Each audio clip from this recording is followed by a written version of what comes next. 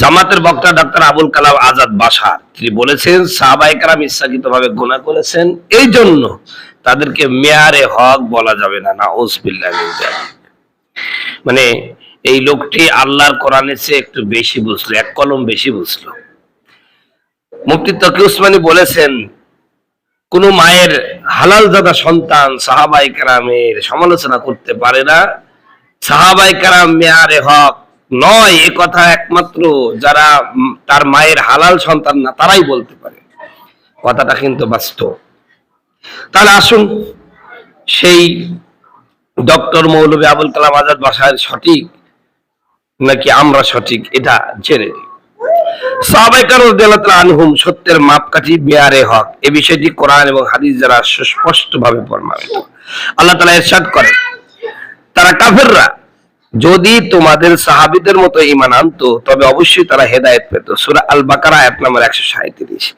এই আয়াত থেকে পরিষ্কারভাবে বোঝা যায় হেদায়েতের জন্য সাহাবাদের ঈমানি আদর্শ ও মানদণ্ড। রাসূল সাল্লাল্লাহু আলাইহি সাল্লাম আরো ইরশাদ করেছেন, তোমাদের উপর আমার সুন্নাহ এবং হেদায়েতপ্রাপ্ত খোলাফায়ে রাশিদিনের সুন্নাহ অনুসরণ করা আবশ্যক। কোরআনের সুদৃঢ় ঘোষণা এবং রাসূল সাল্লাল্লাহু আলাইহি ওয়াসাল্লামের সুস্পষ্ট নির্দেশনা থেকে প্রমাণিত হয় যে সাহাবায়ে কেরামই সত্যের মাপকাঠি। যদি হেদায়েতের জন্য সাহাবাদের অনুরূপ ঈমান গ্রহণের কথা বলা না হতো তাহলে তারা কখনোই মেয়ারে হক হিসেবে গণ্য হতেন না। অতএব সাহাবাদের মতো ঈমান গ্রহণ করা এবং সেই অনুযায়ী আমল করা উভয়ই অপরিহার্য। কেউ যদি এই বিষয়টি অস্বীকার করে তবে তার গোমরা হওয়ার আশঙ্কা প্রবল, এমনকি সে আহলে সুন্নাত ওয়াল জামাতের মূলধারার বাইরে চলে যাওয়ার ঝুঁকিতেও পড়তে পারে। রাসূল সাল্লাল্লাহু আলাইহি ওয়াসাল্লাম আরো ইরশাদ করেছেন, আমার উম্মত 73টি দলে বিভক্ত হবে, তাদের মধ্যে এক দল ছাড়া বাকি সবাই জাহান্নামে যাবে। সাহাবায়ে কেরাম জিজ্ঞাসা করলেন, হে আল্লাহর রাসূল সাল্লাল্লাহু আলাইহি সাল্লাম, সেই একদল কারা? তিনি বললেন, যারা আমার এবং আমার সাহাবাদের পথে থাকবে। অন্য একটি আয়াতে আল্লাহ পাক বলেছেন, আমিনু কামা আমানান নাস, তোমরা ঈমান আনো আমার রাসূলের সাহাবায়ে কেরাম যেমন ভাবে ঈমান আনো। তাহলে আমার ঈমানটা আনতে হবে এর মাপকাঠি কেমন? সাহাবায়ে কেরামের মাপকাঠির মতন। সুতরাং এই যে আলোচনা দ্বারা স্পষ্ট প্রমাণিত হলো যে সাহাবায়ে কেরাম মেয়ারে হক।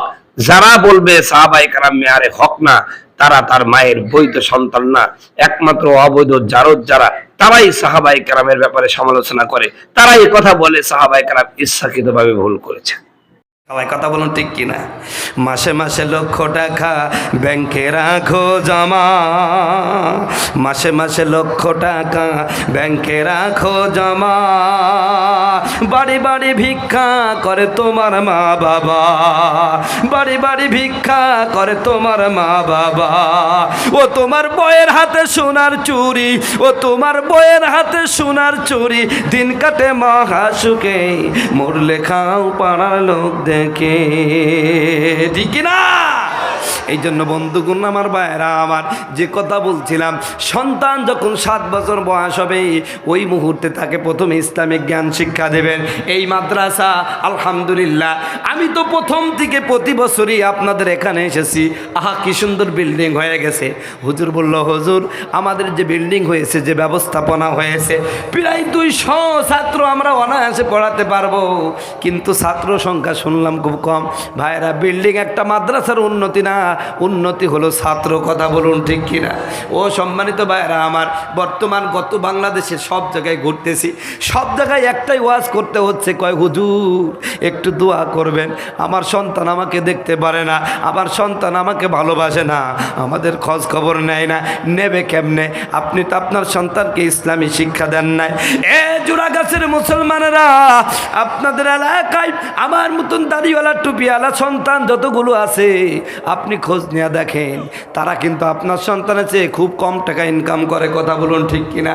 কিন্তু এত কম টাকা ইনকাম করার পরেও আমার ভাইয়েরা, শতকরা 99% সন্তান তার বাবা মাকে ভাত দেয়। কথা বলুন ঠিক কিনা?